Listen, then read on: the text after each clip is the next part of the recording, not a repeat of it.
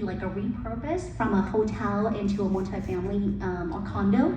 And the reason I'm saying that is because I've seen that through our pipeline and our clientele, I've seen a rising trend of people project conversion from hotel into assisted senior living or into a multifamily unit or even mixed use.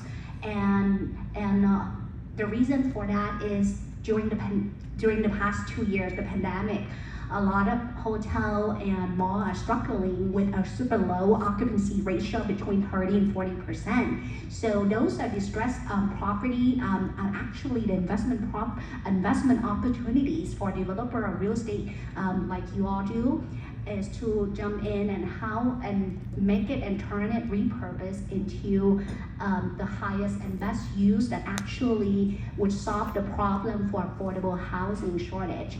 Another class that that I'm seeing potential as I talk to a lot of our private capital funders, private equity and family offices in our network is industrial warehouse, and I'm talking about a smaller facility between 50 and 150,000 square feet, because anything that over 200,000 square feet warehouse, those are probably we already overdeveloped, overbuilt for the past few years because of big booming, and these warehouses were built to serve the big boys like FedEx or Amazon's or bigger company.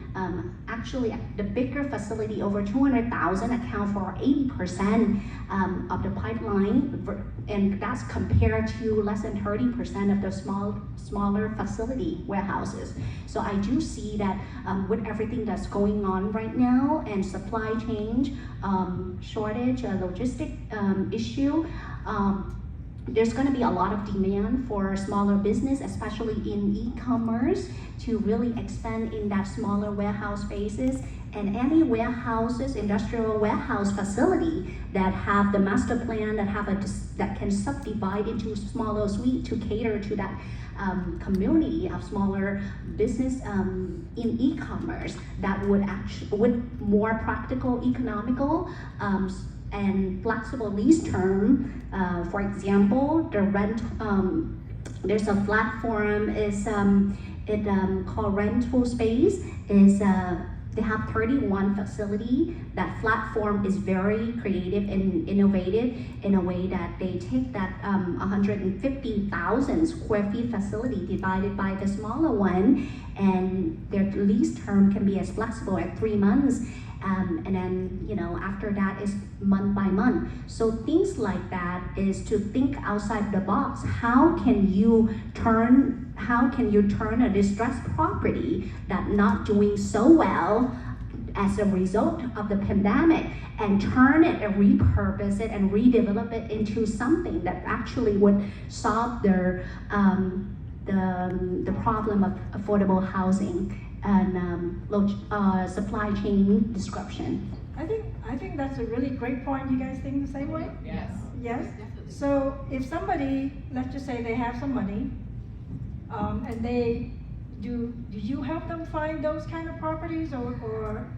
Yes, we do. We actually have our, in California, we're from California, so we do have a relationship with local broker that help with identify those off-market commercial and those specialty deals that I'm seeing, that and give them specific guideline. These are what to look for: distressed hotel that have potential for conversion, or even industrial warehouse. And then in Texas, for example, we do have our branch partner, which is Jennifer Tran and Sonny from TJ Dream Investment. And then Sonny actually we're partnering up so that they help with acquisition piece of it. And I'm talking about off-market acquisition. I have a certain standard and guideline that, hey, you need to look for this, and this would pass, that meet this criteria that we want to fund. Because as I'm working with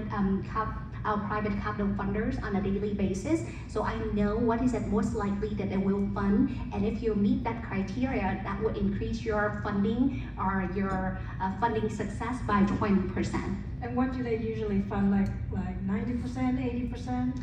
Very low. you'll be surprised. They get these private capital investor. They usually look for like very unique project, one of the kind projects. They're usually looking for anything over 10 mil. So if you think about it, if you're a real estate investor and you think that smaller deal easier to get financing than a bigger deal, let me tell you that's not true. Because on a smaller scale, that's the majority, 90% of the people would think, and they would go to traditional bank to get a loan, which is extremely difficult right now, and especially when the interest rate went up double, right? So reality is, if your project is bigger, they most likely get looked at and reviewed by private money lenders or capital funders because it's big enough for them and it has enough economic of scale for them to review. No, I was actually asking more like, if this is a property, how much do they fund? Like 90%? They can do, depend, multifamily could be 85%. It's ground up construction or repurpose. It could go up to like 80% loan to cost, assuming they have 20% liquidity. Now, sometime, let's say if they're a little bit short on liquidity, we can get very creative by bring in either equity partners, bridge equity financing to bridge that gap until their senior note or the debt financing part of it, or the first lien is funded and is approved and funded. So we can get very creative. And then also another things too is the ability to actually partner up with a real estate syndicator to help with filling in that missing component for liquidity. Like Victor would also, that's the beauty of collaboration and having actually an ecosystem and affiliate partner working with you on to really make it happen. It's just how can you structure the deal? And sometimes what we're looking for is as long as you have skin in the game, 10% in the game, and the rest of it can be structured accordingly with senior note, MEMS, or bridge equity partners. So it depends on deals. Anybody have a question about this? Yes? No? Interest? No interest? Well, let me say one thing. If you really want to get into the game of real estate and investing, you need to be around people like Phoebe. This is the reason why. This is her specialty. She's going to deal with that particular side of it, the money. There's so many. I'm moderating. Oh. Well, I was asking the audience, is this interesting to you guys? Yes. Is there any question? Yes? No? Okay, yeah, I just want to kind of move along. I know Phoebe's great, that's why she's up here. Anyway, we're going to leave some questions after. I want to ask Catherine Hall. So let me tell you a little bit of Catherine. She was up here and she was talking about the home inspection industry, right? So I went and spoke at her event and actually got to go, what is that called again? The House of Horror. The House of Horror, okay? And I was excited. I thought we were going on a ride. I was like, yay, we're gonna go on a roller coaster ride or something. And what it was a house, it's all stripped down.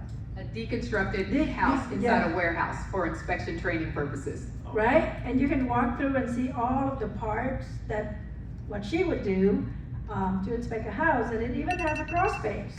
And they invited me to go under the crawl space, and they told me, I don't think you even need to crawl, you can just walk down there. But one of the main reasons I asked Catherine to be up here is because you created an income from within your niche, like you're creating a niche within a niche. And what I like for everybody to think is whatever you're doing, how can you create a niche, right? Within whatever you're already doing. So I'd like for you to share that with everyone because I think I was amazed. Like, what is this, right? Yes. Yes. Emily didn't even know that our industry existed when we first Well, I met. know there's an industry, but No, the 203K, renovation Yes, consultants, yes, right? yes. You learned a lot at the conference, didn't Yes. you? So basically what I did was, when I built my business as a home inspection company, and everyone should plan to have this, you need to have a USP. Who knows what the letters USP stand for besides Brandon? It stands for unique selling point. It's Position. Point or position. It's what about your business separates you from your competitors. And Brandon or someone talked about doing a competitive analysis. You need to have someone call your competition and find out what are they doing that is a void that you could fill. What are they not doing that you could be doing? So in my market, no one was addressing the needs of people who were trying to buy homes that weren't ready to be sold. And that's where renovation mortgages come in. A renovation mortgage is a loan that allows a person to purchase a property and add the repairs into one mortgage. The repairs are escrowed into that loan, completed after settlement, and the person makes one mortgage payment. So you buy the home and the cost for repairs are in one loan. You go to closing, a contractor does the work, but usually within 6 months, and a consultant inspects the work to make sure it's being done correctly. No one was touching this industry, nobody. So I found my unique selling proposition, my area of specialty that I could focus on, that I could separate myself from my competitors. And I created, like I said, a map to leave clues for others. And then what I found that I was able to do was take my expertise as a renovation consultant and train other home inspectors to create that same unique selling proposition in their market. So when you're looking at your business as a dentist, and when Brandon was asking you the question about who here does cosmetic, who here does whitening, who here does the I word, now I want to say the word, because I have to have a couple, so I don't even want to say that word. Yeah, there you go, the I word. So what about your business is unique, okay? Do you have a staff that is 100% bilingual, including all forms and documents that need to be created? Do you have a staff that is multilingual, more than 2 languages? So what are the things that you can do to separate yourself? Now, if you, let's say for example, using that model of bilingual business services, and you put together a process for creating a bilingual practice, then you can actually package that and then market it and sell it to other businesses so that they can follow your map, and you can be able to create a revenue stream, possibly even starting your own coaching program or business where you are then training people to follow the path of success that you have generated. And then what is that doing? It's creating another leg on your business stream. And it's also giving back to your industry to keep your industry not only thriving, but excelling and staying relevant in your industry. So what I did was, I actually trained so many individual consultants, and I actually saw the gap in my world and said, you know what, we need more consultants. So not only did I train them, I created the software that they needed. I wanted to be a one-stop shop. And then I saw how many I had trained and coached. I said, you know what? I looked around, opportunity gap. There was no association for renovation consultants in the United States. So what I do? I formed the National Association of FHA Consultants. Boom, one more stream of revenue.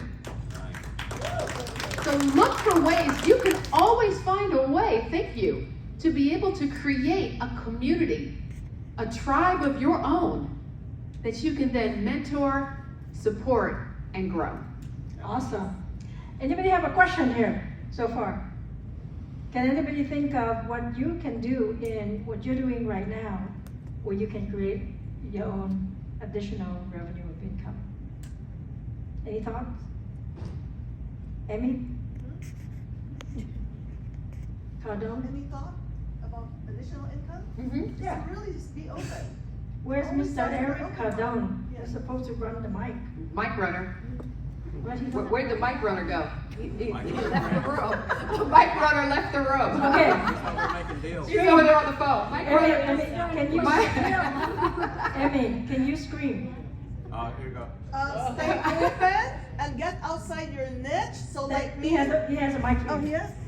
So for me, it's about staying open and go outside your niche. We might be in dentistry, but we have invested a lot in real estate and also in like MLS. So go outside your box. I have MLM companies as well that I vetted for, but stay open because with openness you get magic and miracles. There you go. What's MLS?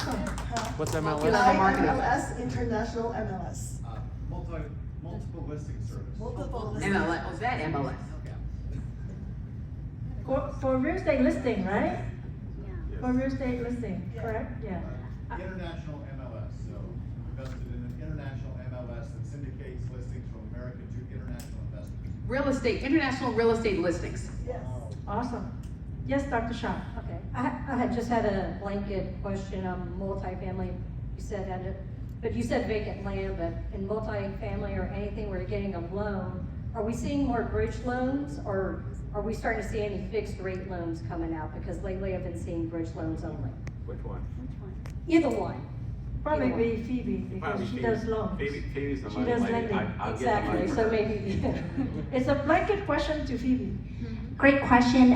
So to answer your question on multifamily, it depends on, first of all, what class are you dealing with, class A, B, C, right? Usually if you're doing class B and C, which is most very typical, is looking for value add, right? What can be value add, but also maybe you're getting the class B and C multifamily deals at a discounted because for various reasons, because of their low occupancy ratio, like 70% or under, that's how you're able to negotiate and get a good deals, and because of the property need rehab or work. So that's when bridge financing actually come in, right? Because the type of lenders or capital funder that we work with, they can get very creative.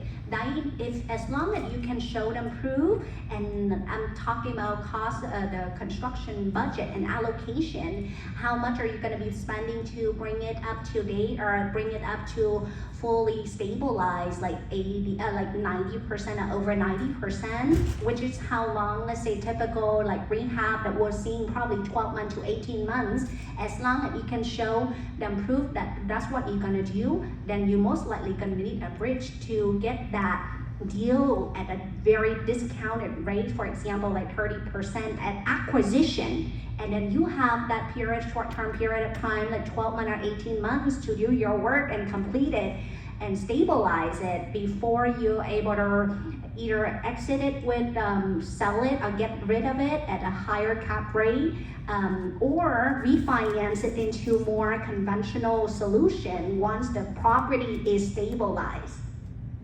If that's answered your question.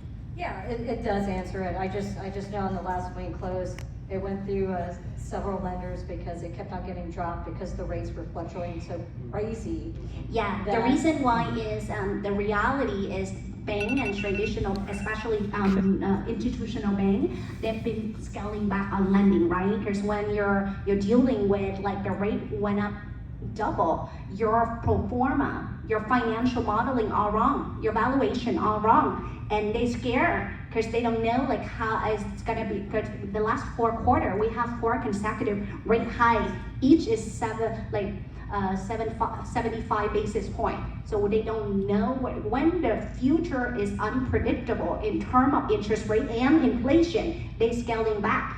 Majority of institutional bank, they reduce their loan to value ratio by 10-20% easily. Even some of we deal with private lender too, but they also scaling back on the loan to value ratio because they have to leave some cushion, like maybe 10 or 20%, just because we anticipate recession and market drop. So they have to secure the position. So that's when that bridge financing coming in so that you can get and secure that acquisition at deeply discount. So that's when bridge, like they think about, oh, bridge is higher interest rate, like 9% or 11 or 12%. Now, if you do your math, if you're able to get that at 30% or even 40% deeply discount and bridge it for, like say 12 months,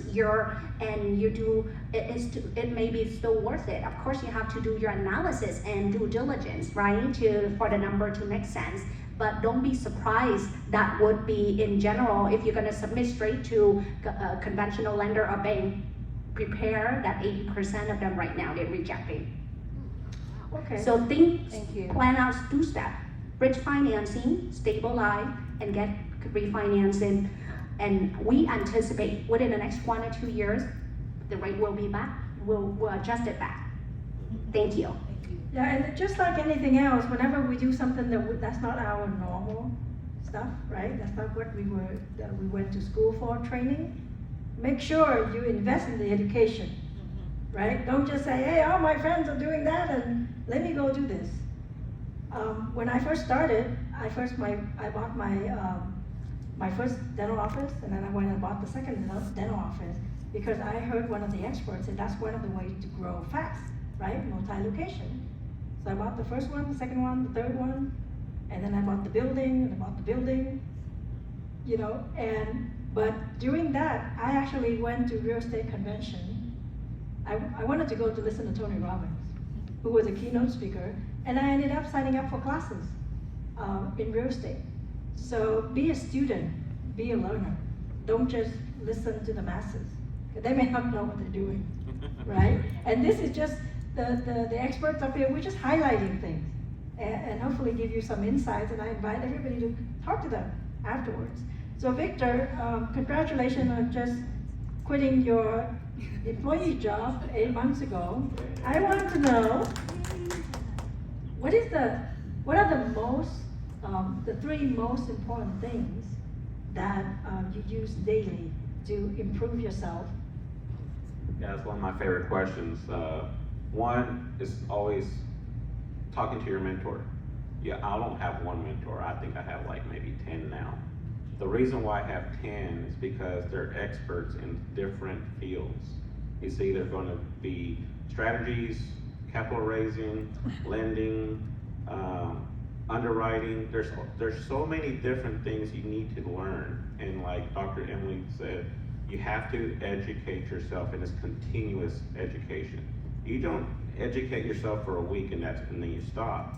The market changes. It's a living organism. It's gonna go and adapt, and it's gonna twist, and it's gonna turn you onto your side. So you have to have your finger on the pulse of the market. By doing that, you're able to see where it's going and where it may go and how to get prepared for it. Another very important piece is my community. The community that you put yourself in is the mentorships you're in. 10X. I'm also part of Pace Morby, Brad Blazer, Vina Jetty. All those different communities has 10X is global. I have friends in Dubai, I have friends in UK, I have friends all over the world now. I didn't realize that's gonna happen, but it is now. So, and then you're able to start collaborating with them. They might be more advanced than you. That's even better because you're learning from what they did. And the best part about it, they're gonna teach you what they did wrong, and for you not to do it either. And finally is just capital raising. If you're gonna be into the real estate market, if you're gonna be an investor, you have to learn how to get money, how to raise money. That is the lifeblood on every single deal. You have to work with people like Phoebe, like Kat here. You have to have those special people in your life to become successful, because you're not gonna be an expert in everything. It's impossible. There's too many things, too many moving parts, you're not gonna learn it. But if your community is big enough, you know who they are, they're the experts. You have to have that omnipresence. Call them, text them, follow them, like them, love them, whatever you do, you have to be on their minds all the time. You'd be surprised how many times I have text my friends. I haven't talked to them for maybe 6 months, and I see them at an event. It's like we just talked yesterday, because you're always on their mind. And that's very, very important, because to become successful, you're not gonna do this by yourself. This is a true team sport. If your team is not strong, you're gonna lose every single time. Awesome. So I was at my coach Brendan Bouchard's event, and he gave us a perspective on time. And so, by the way, a coach is somebody who's going to give you a different perspective. A mentor is somebody who already done what you want to do. So usually a mentor is somebody, let's say if you're a dentist, your mentor might be a dentist. if you're a dentist, your coach may not be a dentist, right? They're just gonna give you a different perspective. And so he was talking about people who say they don't have time, right? But you look at your phone and it say that you spend 1 hour today on social media. 1 hour times 7 days is 7 hours a week. Times 4 weeks, that's 28 hours, right? 20 hours times 50 weeks. So look at it like that. Be very intentional. If Victor say, take the time connecting instead of just strolling on the internet and just checking out other people, well, be a real supporter. Make a comment on what they post. There's something supportive to them. They're gonna see that. Then that's how they're gonna connect with you. Does that make sense? Yeah. Right? So yes, be on social media, but be intentional. A lot of what I do is helping people be very, very intentional about all of their action. And all of a sudden you start seeing results in everything you do. So Catherine, I'm so excited to have you here. Catherine was sharing with me of course, all of these people we meet at business conference, right? I'm a dentist, and we meet them at different business, non-dentist conference. Where did I meet you, Nathan? Oh, how did I meet you? For my dinner, we connect on Facebook. Oh, we connected on Facebook? Yeah. And then we hosted. Yeah, so I had you speak at my event. But what I was the point I'm trying to make is a lot of time my friends, they don't come from the dental world because I go across industries, right? And I recommend you do that because my mentor, Dan Kennedy, say it's like incest, right? You just stay in the box and you only hang out with people of the same industry. So you want to go across industry and learn. So Catherine, I'm sorry, when I met her, she was sharing with me a book project. And do you want to share that? Because actually, I think I found another author for you. Excellent. Well, Elena right there, she might be a good author for you. we are looking for authors. As I shared in the beginning, my background is being a woman in a male-dominated industry, okay? In addition to being the first home inspector, African-American home inspector, I was one of the very few female electrical engineers graduating from Cornell University. There was a small woman class in that group too. So I've lived my life in male-dominated industries, and I met Emily at an event. She was we were standing in line in a line for eating, and we sat down together, and I told her, I said, you're a dentist, you've been doing it for 30 years, I've been in the construction business for 30 years. I would love to ask you, would you be interested in partnering a book that I'm writing called, and actually I came up with the title, and Emily approved it. It's called The Cracks Are Showing: Breaking into Success as a Woman in Male-Dominated Industries. So Dr. Emily is graciously agreed to be a co-author of this book, and we are looking for an additional 5 or 6 more authors to add to this book. And the goal is to be able to take this book around the world. My vision for this project, remember, taking your map and sharing it with others to leave a legacy of success. Okay, so real quick, why do I do this? I'm gonna give you a little bit of my backstory. My mother was she was a high school biology teacher in Philadelphia, and she was diagnosed with a rare form of lupus. And she died at 32 years old. While she was laying in her sickbed, I would help her. I was 12 years old. I would help her grade her papers. She was trying to complete, she tried to work up until the very end, and she wanted to get her master's in education. So she was going to school at Temple University, and she died before she achieved her degree. But she was just a few hours short. And Temple University gave her her master's degree in education posthumously. She showed me by her life that success doesn't end even when you do.